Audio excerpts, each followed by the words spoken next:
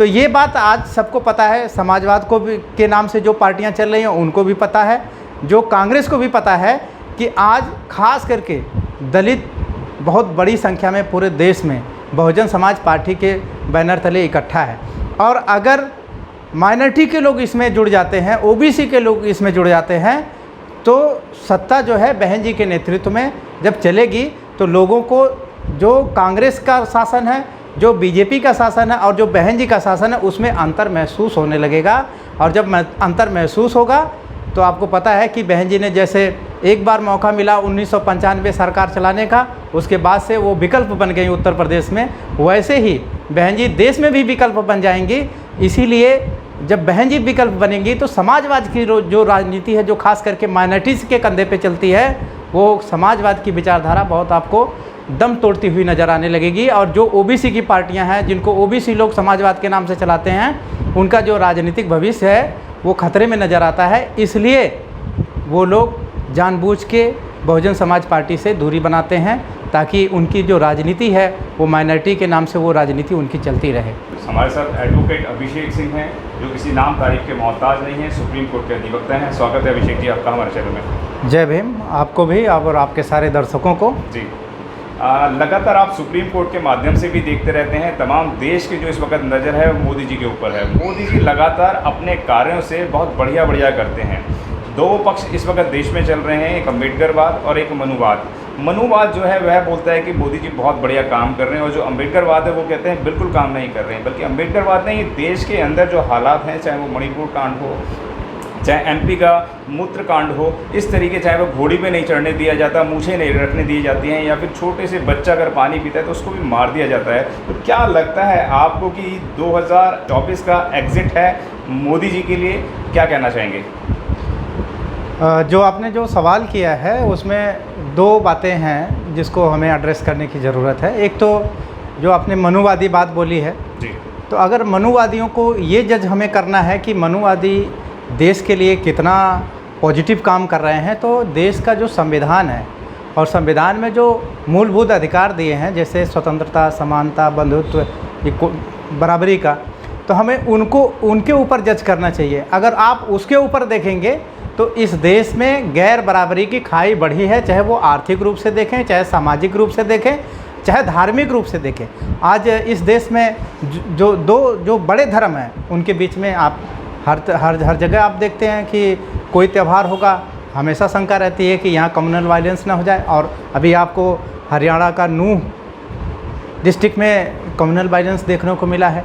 आपने सुदूर north east के रीजन में देखें तो नॉर्थ ईस्ट के रीजन में वहाँ भी दो जातियों का संघर्ष शुरू हो गया है।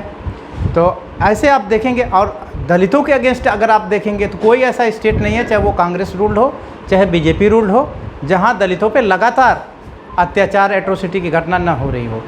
तो इस लिहाज से अगर देखेंगे, सामाजिक और आर्थिक रूप से देखेंगे, तो आप ये कह सकते हैं कि जो बीजेपी के नेतृत्व में या जो एनडीए की सरकार है, खास करके मोदी जी के नेतृत्व में, वो जो कॉन्स्टिट्यूशनल मैंडेट है उसको पूरा करने में नाकामयाब है बुरी तरह से। जी। और जो दूसरी बात आपने पूछी है कि क्या 24 में मोदी जी जो है वो सत्ता से बाहर जाएंगे। मोदी जी को अगर सत्ता से हमें बाहर भेजना है तो आपको पता है कि इस देश में जो आज की हालत है, आप बिना शेड्यूल कास्ट, शेड्यूल ट्राइब्स, बिना रिलीजियस माइनॉरिटी को आप इकट्ठा किए, आप मोदी जी को सत्ता से बाहर नहीं भेज सकते हैं। और आपको पता है कि आज पूरे देश का जो बहुजन समाज है, वो बहुजन समाज पार्टी के नेतृत्व में कहीं ना कहीं वो बहन कुमारी मायावती जी के ऊपर विश्वास उसका है। क्यों विश्वास है? उन्होंने जो काम करके दिखाया है, उस काम की बदौलत उनके शासनकाल में जो लॉ एंड ऑर्डर है वो किसी के साथ इनजस्टिस नहीं करता है, कोई जाति नहीं देखता है, कोई धर्म नहीं देखता है, कोई क्षेत्र नहीं देखता है, कोई मजहब नहीं देखता है, वो बराबर काम करता है। और नतीजा ये है कि जब तक उन्होंने शासन किया, एक भी आपको दंगा देखने को नहीं मिल रहा। और आप जानते हैं अंग्रेजी में कहा जाता है there is peace, there is prosperity. तो जब प्रदेश शांत रहा, आप बहन जी के शासनकाल में खासकर 5 साल आप देख लीजिए, लगभग 11% के ग्रोथ रेट के हिसाब से उत्तर प्रदेश ने प्रोग्रेस की है। और गौतम बुद्धा जैसी यूनिवर्सिटी और यमुना एक्सप्रेसवे जैसा एक्सप्रेसवे बनाया उन्होंने। अम्बेडकर विलेज स्कीम के नाम से उन्होंने खास करके शेड्यूल कास्ट शेड्यूल ट्राइब्स के जो विलेज हैं उनकी स्थिति बहुत अच्छी बनाई, उनको ज़मीनें दी, उनका लॉ एंड ऑर्डर के साथ साथ नौकरियां दी। तो ये सारी चीज़ें आप समग्र रूप से देखेंगे तो आज कहीं ना कहीं इस पूरा देश इस बात से मुतमईन हो रहा है कि बहन जी की जो लीडरशिप है उसमें अगर देश में परिवर्तन हो तो वो बहुत सार्थक परिवर्तन होगा। तो मैं ये कहना चाहता हूँ कि जो शेड्यूल कास्ट है, जो शेड्यूल ट्राइब्स है, जो ओबीसी है, जो रिलीजियस माइनॉरिटी है और जो खास करके प्रोग्रेसिव लोग हैं जो जाति के बात को नहीं मानते हैं, खास करके कास्ट हिंदूज़ में, अगर ये लोग बहुजन समाज पार्टी के बैनर तले इकट्ठा हो जाए तो मुझे लगता है कि मोदी जी को 2024 में कोई जाने से रोक नहीं सकता। जी अभिषेक जी आप बोल रहे हैं कि बहन जी के नेतृत्व में सारे लोग काम कर ले, लेकिन एनडीए का गठबंधन हुआ, उन्होंने अपनी संगठन अलग बनाया, भारत बना, इंडिया बना, 26-38 का गठबंधन नज़र आया। बिहार के अंदर भी गठबंधन की शुरुआत हुई, वहाँ पर भी बसपा सुप्रीमो बहन कुमारी मायावती को भी नहीं बुलाया। तो क्या उनसे दूरी बनाई जा रही है, क्या कहेंगे? जबकि सारे बहुजन समाज के लोग होते हैं, बहुजन समाज के हित की बात करते हैं, अम्बेडकरवाद की बात करते हैं, बहुजनों के चिंतक बनते हैं, लेकिन उसके बावजूद भी जो 3-4 बार उत्तर प्रदेश की मुख्यमंत्री रही हैं उनको भी इससे दूरी बनाई गई, क्या कहना चाहेंगे? बिल्कुल, देखिए इसका सीधा सा अगर आप देखेंगे कि इसका कारण क्या है। बहन जी इस देश की अग्रणी नेताओं में से एक हैं और उनके साथ बहुत बड़ा जनमानस उनके साथ है, लेकिन जो खास करके कांग्रेस की विचारधारा वाली पार्टियां या समाजवाद की विचारधारा की पार्टियां एक जगह इकट्ठा हो रही हैं, लेकिन वो बहुजन समाज पार्टी से परहेज कर रही हैं। इसका कारण क्या? अगर इसके बारे में थोड़ा सोचेंगे, विचार करेंगे तो आपको एक बात नज़र आएगी।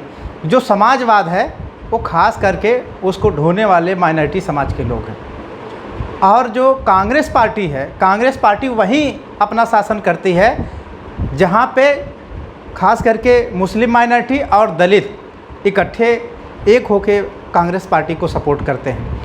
अब जब तक उन्होंने सेंटर में सपोर्ट किया तब तक कांग्रेस सेंटर में रूल की। जिन जिन प्रदेशों में दलित और माइनॉरिटी सपोर्ट करते हैं उस प्रदेशों को कांग्रेस रूल करती है। तो ये बात आज सबको पता है, समाजवाद को भी के नाम से जो पार्टियां चल रही हैं उनको भी पता है, जो कांग्रेस को भी पता है कि आज खास करके दलित बहुत बड़ी संख्या में पूरे देश में बहुजन समाज पार्टी के बैनर तले इकट्ठा है। और अगर माइनॉरिटी के लोग इसमें जुड़ जाते हैं, ओबीसी के लोग इसमें जुड़ जाते हैं, तो सत्ता जो है बहन जी के नेतृत्व में जब चलेगी तो लोगों को जो कांग्रेस का शासन है, जो बीजेपी का शासन है और जो बहन जी का शासन है उसमें अंतर महसूस होने लगेगा। और जब अंतर महसूस होगा तो आपको पता है कि बहन जी ने जैसे एक बार मौका मिला 1995 सरकार चलाने का, उसके बाद से वो विकल्प बन गई उत्तर प्रदेश में, वैसे ही बहन जी देश में भी विकल्प बन जाएंगी। इसीलिए जब बहन जी विकल्प बनेंगी तो समाजवाद की जो राजनीति है, जो खास करके माइनॉरिटीज़ के कंधे पे चलती है, वो समाजवाद की विचारधारा बहुत आपको दम तोड़ती हुई नज़र आने लगेगी। और जो ओबीसी की पार्टियां हैं, जिनको ओबीसी लोग समाजवाद के नाम से चलाते हैं, उनका जो राजनीतिक भविष्य है वो खतरे में नज़र आता है। इसलिए वो लोग जानबूझ के बहुजन समाज पार्टी से दूरी बनाते हैं ताकि उनकी जो राजनीति है वो माइनॉरिटी के नाम से वो राजनीति उनकी चलती रहे।